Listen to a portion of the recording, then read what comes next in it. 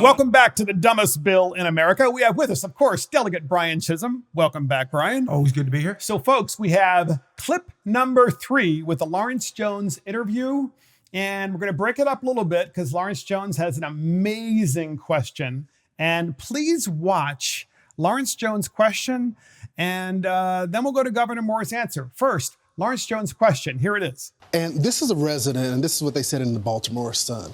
A 77-year-old woman from Curtis Bay who asked to remain anonymous due to threat levels she's received from drug dealers on her block compared the morning drug traffic to a fast food drive-thru. When a real estate agent assessed her property about a month ago and a half, she said that the agent told her he can't sell this house with that, referring to the 10 or 12 people involved in the drug market, loitering across the street. I'm going to get hurt one day. I know I am, she said. And so, Brian, we're going to have Governor Moore's response to Lawrence Jones' question.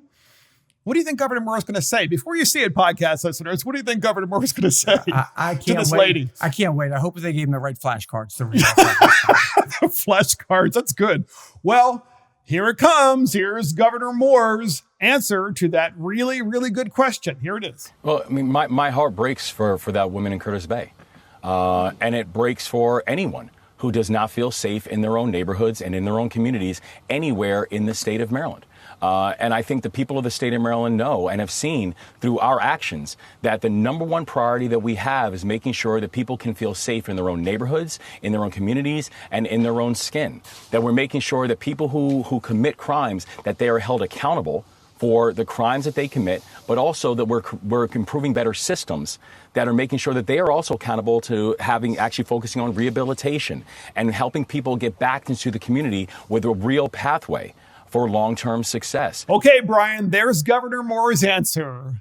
What do you think? Well, it's funny because we're hell-bent in the state of Maryland to not put anybody into actual prison, right? Yep. But we've created a large swath of prison cells called townhouses in Baltimore City. And this poor 77-year-old woman trying to live the American dream of buying a home and then selling the home no longer can do that. And she's telling you, and he's saying, don't believe your lying eyes. Yep. This woman's telling you the truth. And it is a sad story that she can't leave because she's got 10 or 12 drug dealers. Now, if she knows that. And she can't leave her house to go do things. And then she can't sell her house because who wants to live there? And, I mean, it's right. Go ahead. Sorry. Well, she's telling you this is happening every morning, right, Mark? Yes. So the police know that this is happening every morning, but they're not arresting these people because they know it's a turnstile. Yep. They're going to take them down there. They're not going to get prosecuted. And these juveniles, a lot of times, are going to be right back out on the street. So this woman's a prisoner, but these guys are at free will to sell drugs on her corner, scaring this poor woman where she doesn't want to leave her house. And Baltimore has, ladies and gentlemen,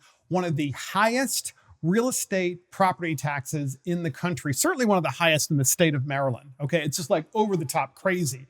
And so you'd think you get something for it, but you don't. And then Governor Moore's word salad, Brian, more resources, more stuff. You know, we're addressing these issues. No, you're not, Governor, because you know what isn't reported in the crime statistics?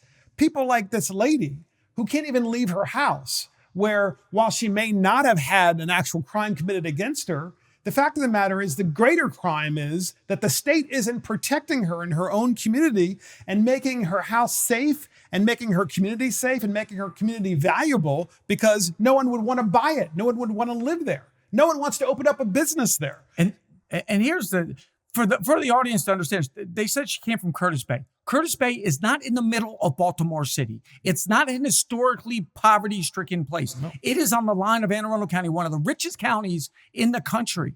And she can't sell a house there because of the drugs that are being peddled outside and the crime. And the God bless the real estate agent. Every agent I've ever met is begging to sell houses. If they're telling you they can't sell their house because of the environment around there, that is a sad and scary place for people to be. And you know what?